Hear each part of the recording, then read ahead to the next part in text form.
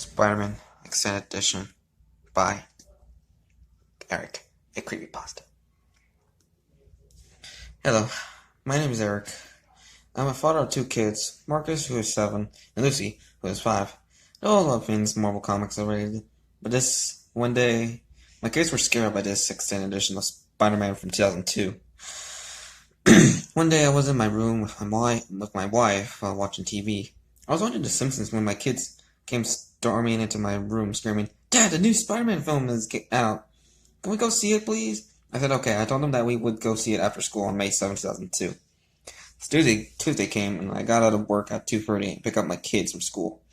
The school they go to is called Summer Elementary School. We drove down to the Regal Toll First 10 in Bounty Lake Wah before the movie. I asked my kids if they wanted a Happy Meal from McDonald's. I sat down in McDonald's with my kids. After lunch, we walked down to the theater and purchased 3 tickets for Spider-Man. Right before we entered the theater, we saw Stanley sitting near the door. He asked, "Are you fellows seeing Spider-Man?" I said yes. He replied saying, "Well, you will not like this version."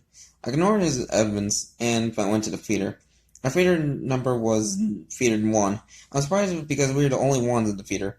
The peers that were shown were Leo and Stitch, Duel 2, Powerpuff Girls movie, Star Wars Episode 2, Attack of the Clones, Jonah at VeggieTales movie, and The Country Bears. The peers ended and the film started normally, despite the fact that I saw the movie before my kids did.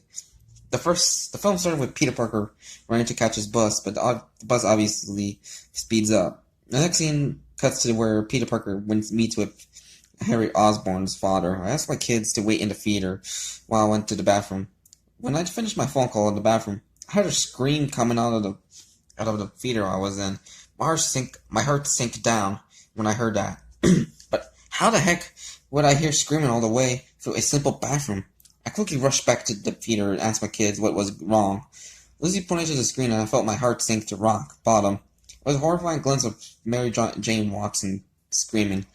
Her eyes had dark, hollow holes in the back room. I could desperately hear My Nutmeg Fancy by Maisie Gray in reverse in the background. I told my kids to calm down and tell them it was just an image. It then cut to the scene where Peter is visiting the graveyard. He spots Norman Osborn dressed as the Green Goblin.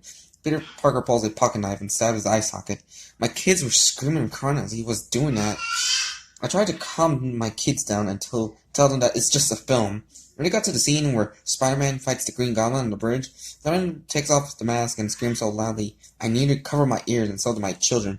We quickly ran to the exit of the theater when we saw Stanley again. But I told him that he was right about this scary version of Spider-Man. The scary edition of Spider-Man. We came home from the theater and I asked Sony about who created that alternate version of Spider-Man.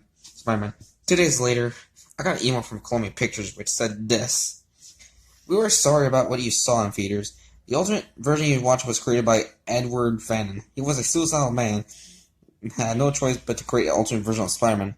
Back in June 30th, 2000, our script was finally done, but Stanley actually told us that Edward had made a script for the missing film.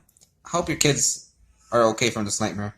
In 2001, Mom didn't appreciate the alternate version, but Edward Fenton said that if they don't appreciate this version, he would fire us. So then, we released it unproposed. I'm sorry that your kids were so scared by this. Best wishes, Marvel Comics. I'm glad that this nightmare is over.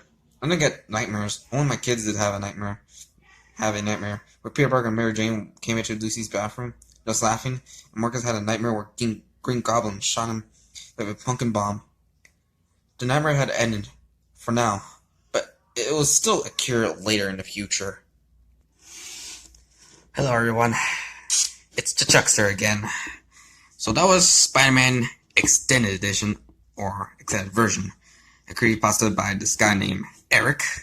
And my final thoughts on it is actually pretty good, since it was just kind of stray away from typical creepypastas you have seen from the last episode and such. There's no that bit. I found that this VHS tape of this old movie or last episode of that TV show and such. But no, it's just someone who pretty much go to the theater expecting to be something something fine, in the theater. But all we got is like a lot more sinister. And also the only flaw is like, why the heck is you had to put Stan Lee in the goddamn creepypasta? Should have been just like some kind of a typical, some random movie theater worker or something about it. Not freaking Stan Lee. It just felt off to me. Felt very off. Well, not so the whole nothing about that. Why the explanation on why that version is at that theater is actually pretty. Actually felt decent, Well, besides the whole everything is a suicidal man thing, like maybe it has something to do with all that workers pretty much get his revenge on the company who's fired him or something like that. And the whole let's see, I think that's about it or something like that. I think. And also, don't explain the freaking address of that school or something in that creepypasta, because people might find that location and thinking, oh, this has to be real. No. It's just, maybe it's fictional. Seriously, creepypasta are fictional, not real. You see me? You hear me in for that? Yeah. So yeah.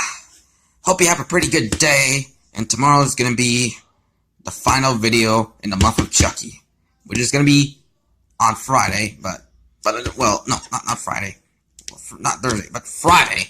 We have final 2 Chucky themed videos before the month of Chucky is near its close.